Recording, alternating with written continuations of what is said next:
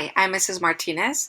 I am your child's 8th grade U.S. history teacher for this 2021 school year and this first trimester. So welcome to my classroom. Here you can see just a little bitmoji about myself. I do have a skeleton in my classroom. Hopefully we will get back one day because I also teach forensics. So just a little bit of background information. I have been teaching for 29 years. This is my 17th year at Thurston. I'm originally from Pasadena, California, but we moved to Texas when I was a child and we came back. I came back with my family 17 years ago. First job is at Thurston. I absolutely love it here.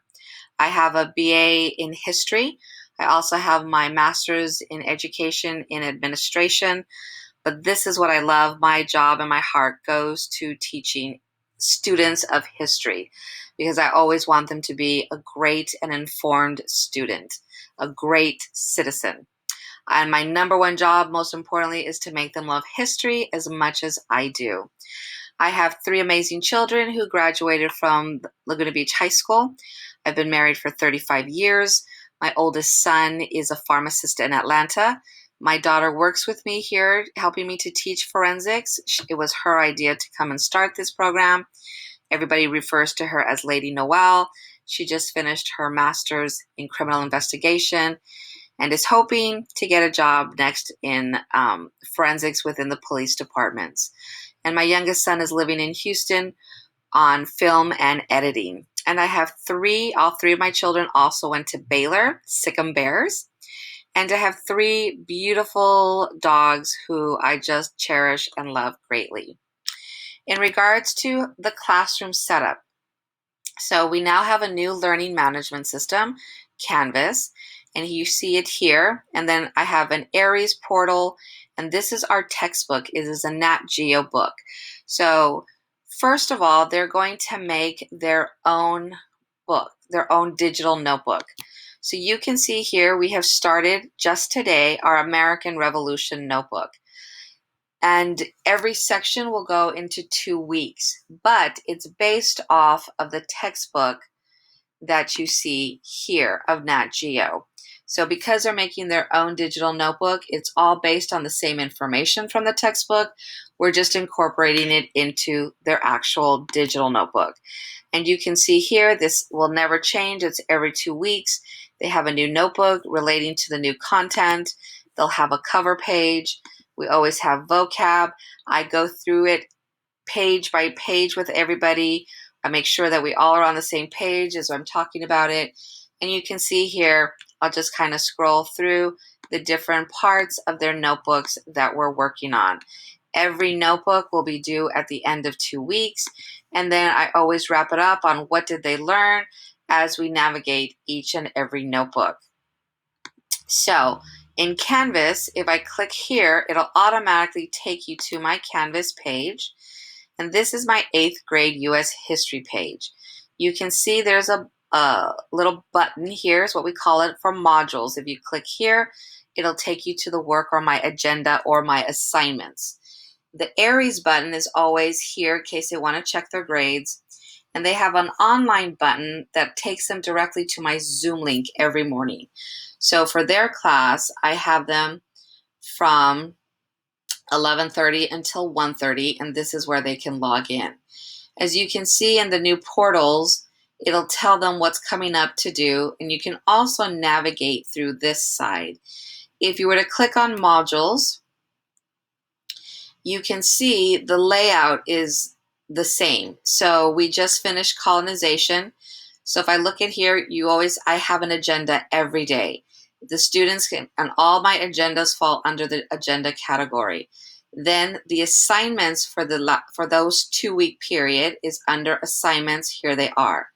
Here are the PowerPoints of the information, the notes that we went through, and the slides that correspond. And then I actually give them the answers to the work after we're done with it.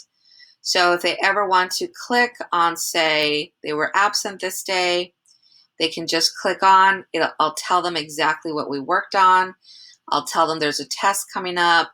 And then I have listed all the notes that we took so that they can catch up in their notebooks. I also have work student hours from 8 to 9 every day except for Friday, where they can email me, and that's for help. It's for support. If they missed any information, if they were absent, I can work with them one-on-one. I can bring up my notes. I can help them to get caught up immediately. So this is on Canvas, and you can see the format is exactly the same. And then you can see as we're working now in Unit 2, which will be ending, we have the American Revolution, and now we're ending on this Friday. Everything will be in a 2-week period. You can see that on the assignments, we're all working through this to start turning in and uploading it to Canvas for quickly grading.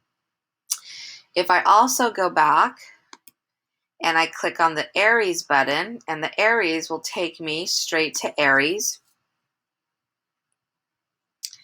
And you can see here, now Aries and Canvas aren't completely working and clicking yet, but they will be. So if you want to check grades, check on Canvas. But what is different on Aries this year is how we take attendance. So you can see that they have an A for absent, then they have a 3, 2, 1. The 3 means that they were in class but not engaged. Just because they're sitting in class for 2 hours, we have realized that sometimes they're not doing the work. Or I don't see them engaged. Are they participating in class? And I know and understand that 2 hours is a very long time period for them. We have a break after every 30 minutes. We have a 5-minute break.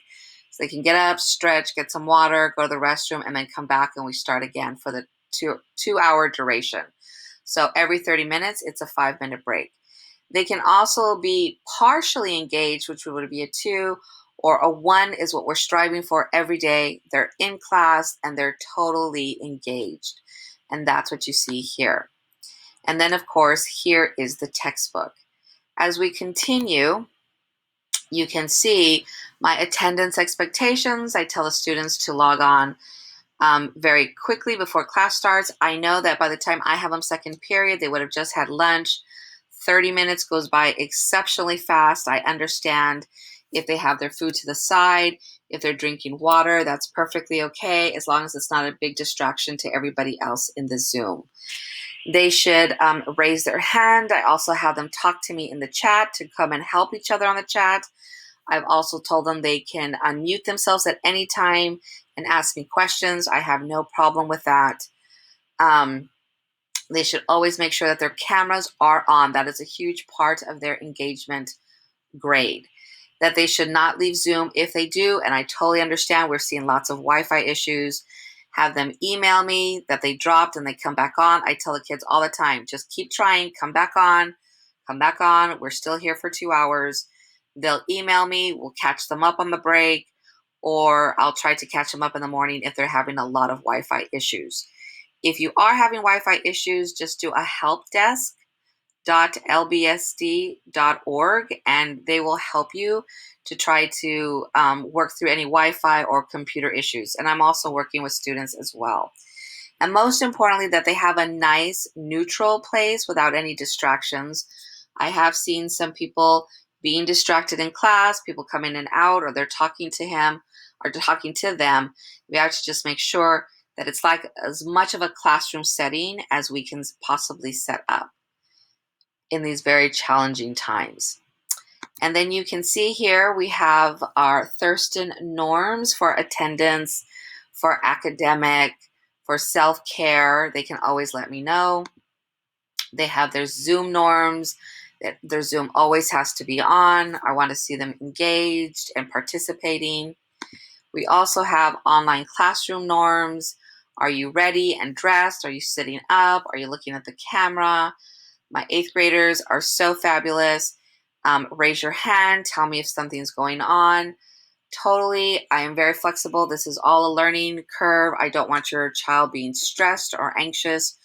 I want them to love history and try to navigate this new reality that we have as much as possible.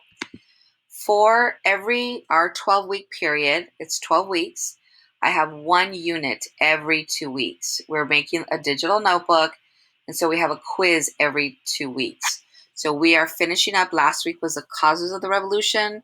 This week is the revolution. And so everything is due on Friday. So every 2 weeks, everything is due from the 2-week time period of a unit. So they were working. You can go back to the modules and see their assignments.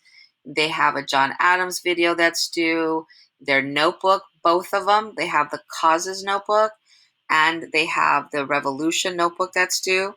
They'll have a study guide that I'm giving them tomorrow. We always go through the study guide. I walk them through that to see if they know the information, and then they'll take their test on Friday. Then you can see here, digital classroom instruction. Their notebooks are 40% of their grade. I'm checking to see that they're working on their stuff. So if you want to check their grades, check Canvas.